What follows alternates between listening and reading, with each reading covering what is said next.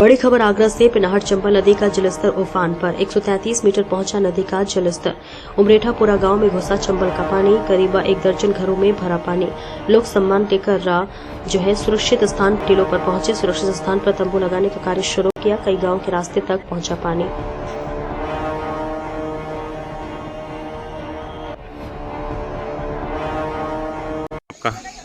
पप्पू पारा सर। कौन सा गांव है ये? उमरेठापुरा।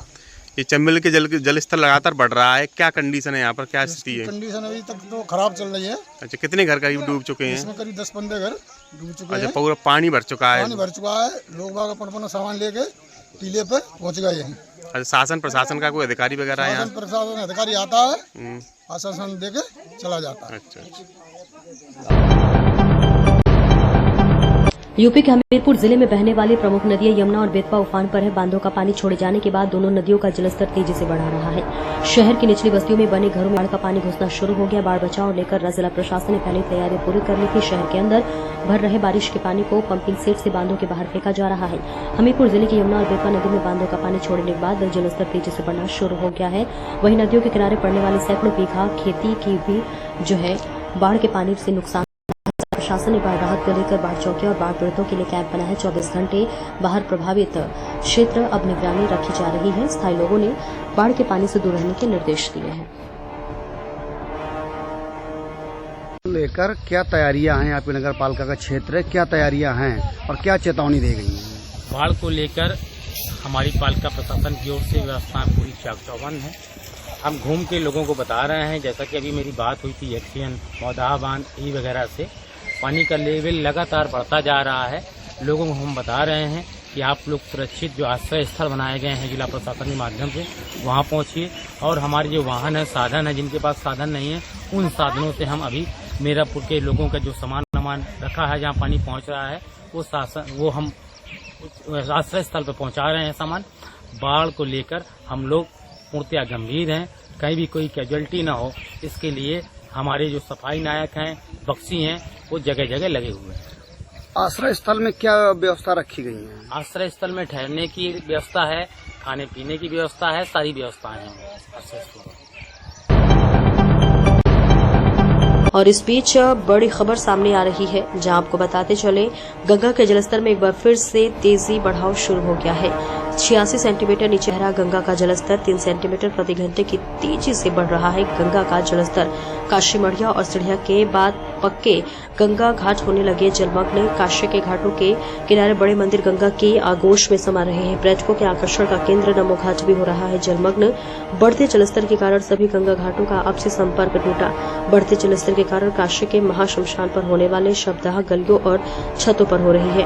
बढ़ते जलस्तर के चलते नौका संचालन पर लगाई गई है रोक। घाट के किनारे रहने वाले लोगों की मुश्किलें बढ़नी शुरू हो गई है।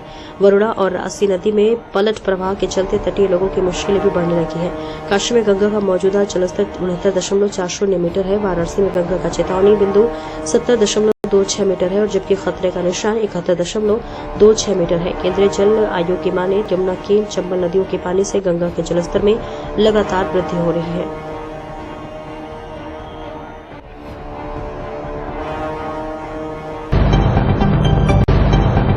प्रधानमंत्री नरेंद्र मोदी ढेर सारी सौगातों के साथ एक बार फिर अपने संसदीय क्षेत्र वाराणसी के लोगों के बीच पहुंच रहे हैं। अपने संसदीय क्षेत्र के 51वें दौरे पर 2 अगस्त को काशी आ रहे मॉडल विकास खंड सेवापुरी के कालिका धाम से लगभग 2200 करोड़ की लागत वाली परियोजनाओं के सौगात काशी वासियों को देंगे। काशी से देश भर के 10 करोड़ से अधिक किसानों के चेहरे पर पीएम किसान सम्मान निधि की किस्त भेजकर मुस्कान लाएंगे। इस वाराणसी दौरे पर प्रधानमंत्री नरेंद्र मोदी काशी में 1618 करोड़ के 38 प्रोजेक्ट का शिलान्यास करेंगे। इसके अलावा 565 करोड़ के 16 प्रोजेक्ट होंगे। इस दौरान पीएम करीब 50,000 से ज्यादा काशीवासियों को संबोधित करेंगे।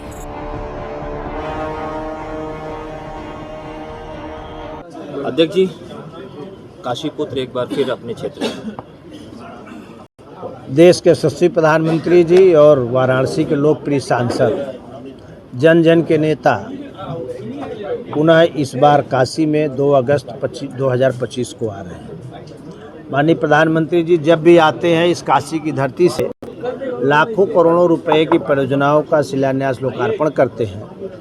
काशी के साथ साथ पूर्वांचल और उत्तर प्रदेश में विकास की गति को तेज करके माननीय प्रधानमंत्री जी यहाँ से जाते हैं। इस बार भी माननीय प्रधानमंत्री जी का आगमन हो रहा है और हम लोगों के लिए खुशी की बात है कि इस बार शतक पार हो गया। माननीय प्रधानमंत्री जी 51वीं बार इस बार उनका आगमन हो रहा है और माननीय प्रधानमंत्री जी एयरपोर्ट से सीधे कार्यक्रम स्थल बनौली कालिका धाम विकासखंड सेवापुरी में जाएंगे।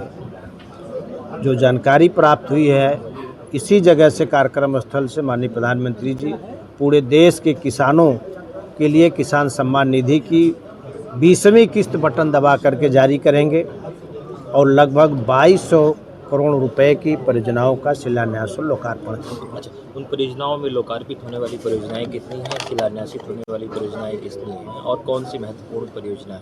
जो शिलान्यास की परियोजनाएं हैं और लगभग आपके 38 परियोजनाएं हैं और 14 ऐसी परियोजनाएं हैं जिनका माननीय प्रधानमंत्री जी लोकार्पण करेंगे।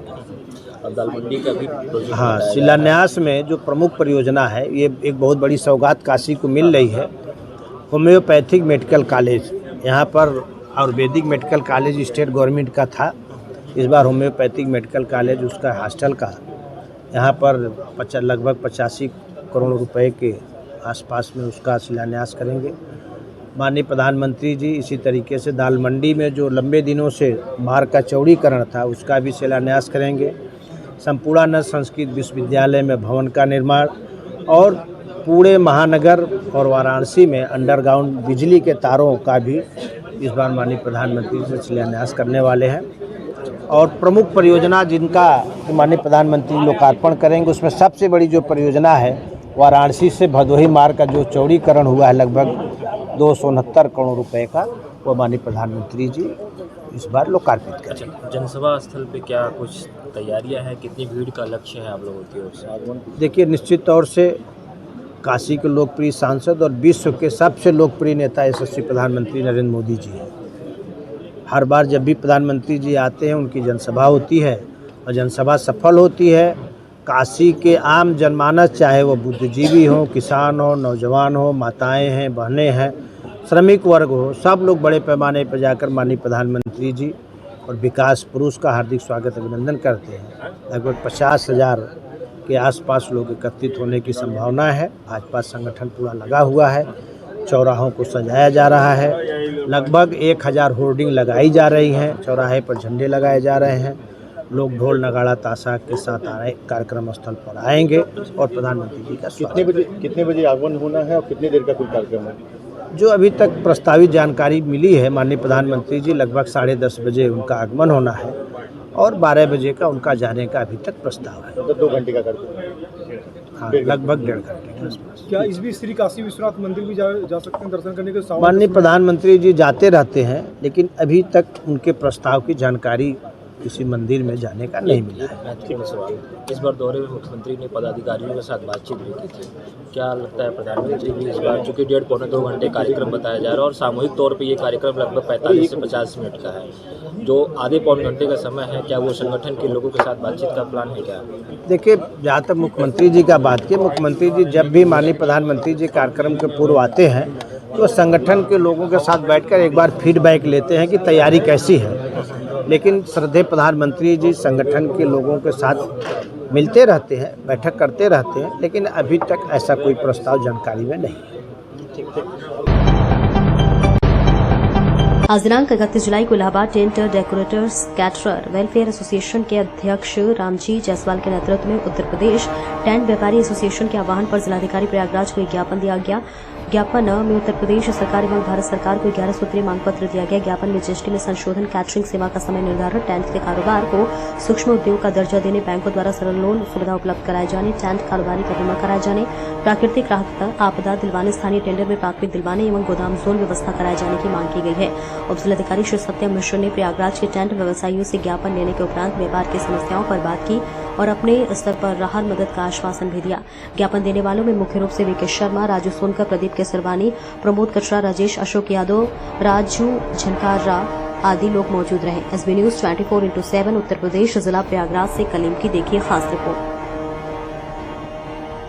प्रदेश टेंट व्यापारी एसोसिएशन के आह्वान पर आज लगभग 56 से 57 जिलों में टेंट व्यवसायियों के द्वारा एक एक ज्ञापन सौंपा जाया गया है और ये ज्ञापन हमारे जिलाधिकारी महोदय को और हमारे लोकल मंत्रियों को, सांसदों को, विधायकों को, सभी को ये ज्ञापन सौंपा गया है, जिसमें उत्तर प्रदेश में टेंट व्यवसाय से जुड़े जो हमारे व्यापारियों में जो समस्याएं हैं, उसमें हम लोगों ने 11 सूत्री मांगे रखी हुई हैं और वो मांग भी है और वो आपको सुझाव भी है कि हम लोगों ने सरकार से सुझाव भी मांगा है। 11 सूत्री मांगों को हमने सरकार तक पहुंचाने का काम जिलाधिकारी महोदय के द्वारा। क्या आश्वासन आपको मिला? आश्वासन अभी कुछ खास नहीं कह सकते, क्योंकि ज्ञापन जब जिस दिन दिया जाता है तो तुरंत आश्वासन मिलने की प्रक्रिया नहीं होती है। हमारा काम है ज्ञापन देना, उसके बाद ये ज्ञापन शासन तक जाएगा, शासन में भी लोग मंत्री कर देंगे और उसके बाद जो भी डिसीजन होगा भारत सरकार तक आज हिंदुस्तान में हमारा टेंट व्यवसायियों के द्वारा अध्यक्ष जी आप जानन भैया हैं सौंपा गया है।